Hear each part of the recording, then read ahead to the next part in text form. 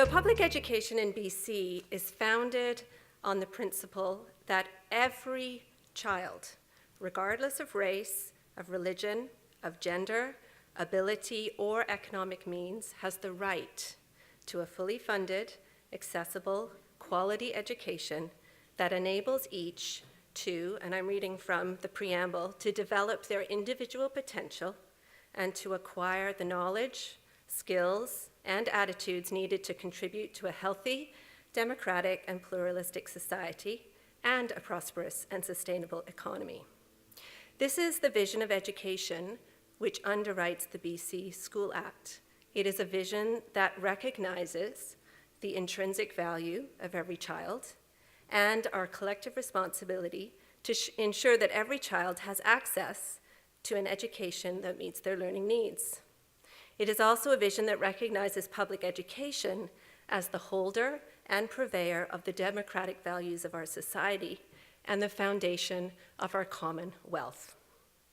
However, this vision that has shaped our public education system in BC is in danger of being overturned.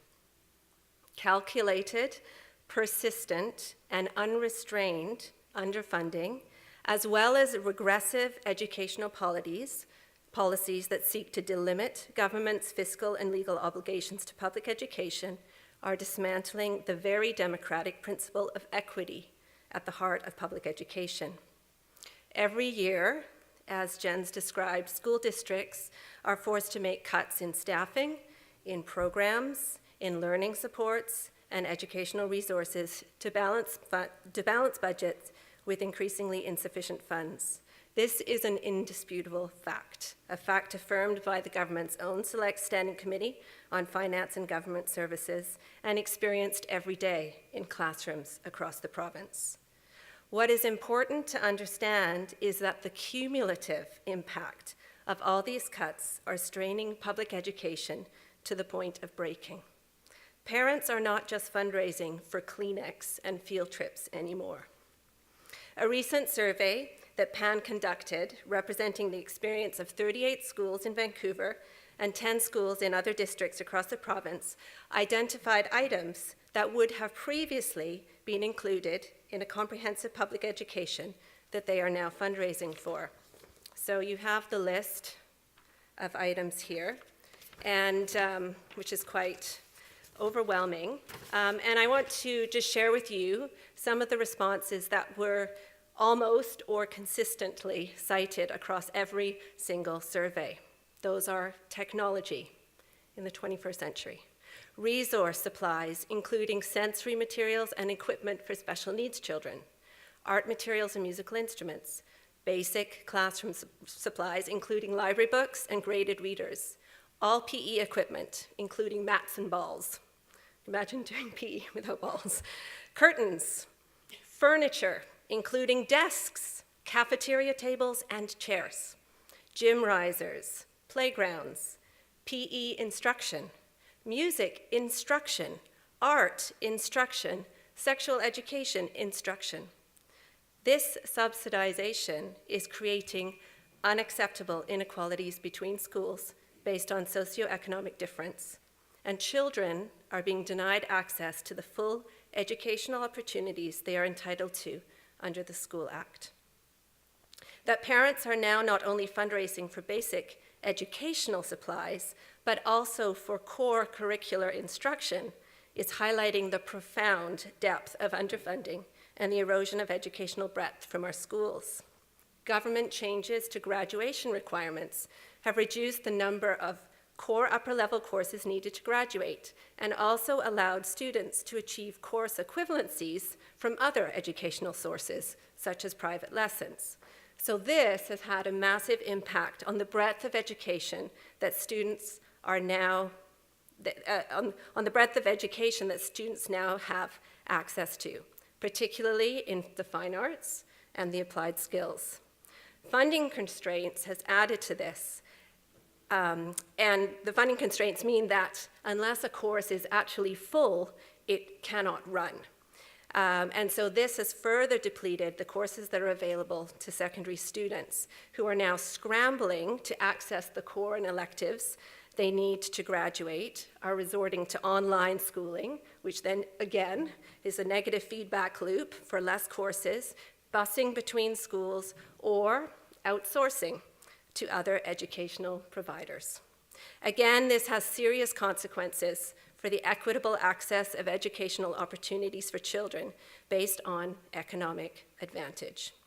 And furthermore, is limiting vocational and post-secondary opportunities for students who now need to pay to upgrade courses that they did not acquire in high school. This loss of breadth across the full K-12 curriculum is one of the hidden casualties of underfunding and of the adverse policies that support it. Meanwhile, government uses BC's continued high ranking on the OECD, that's the Organization for Economic Cooperation and Development, on their international PISA tests to show its superlative educational outcomes and maintain the illusion that all is well.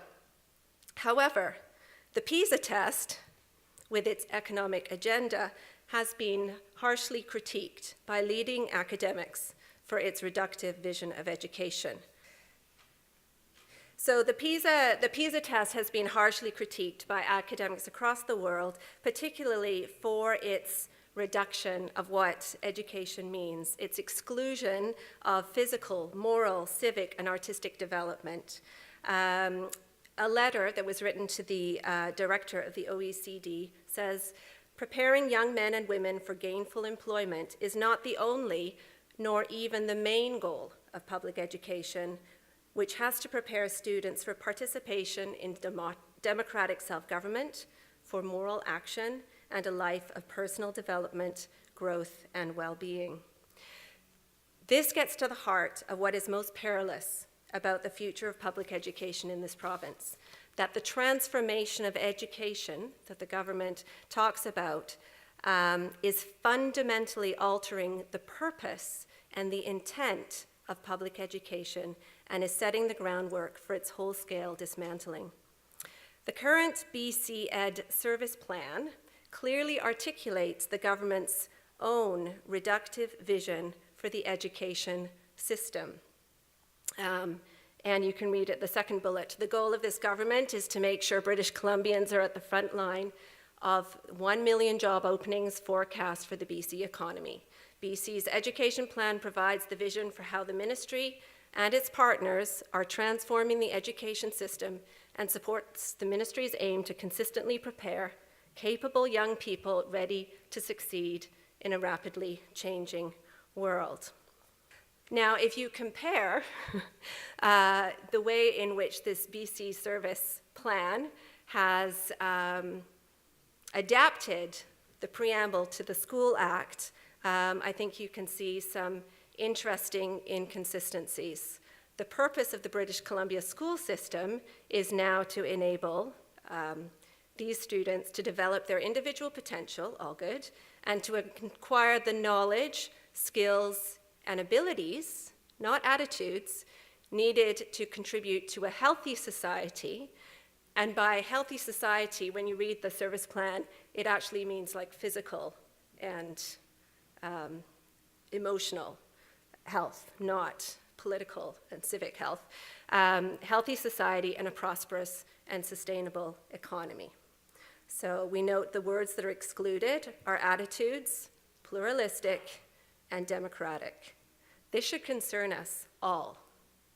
Public education is the place where our democratic values as a society are upheld and practiced in diverse, inclusive classrooms that are open to all and offer equal educational opportunities for every child across the curriculum in accordance with their learning needs, to allow them to reach their full potential as individuals and as citizens of our society. That is the vision that we need to hold on to. I want to read the purpose of education as written in the Universal Declaration of Human Rights, which puts it this way.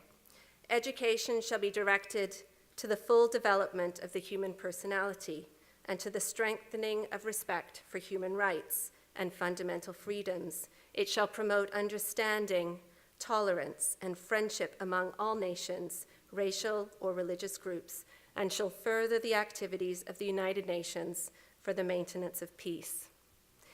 This is a profoundly beautiful vision of equity and the purpose of education, which is reflected in the BC School Act. This is a vision of education that we need today more than ever before, and we need to fight for it. All of us, parents, grandparents, and citizens, we all share a collective responsibility to ensure that the democratic values of equality, tolerance, and social justice are passed on to the children who will shape our society for tomorrow.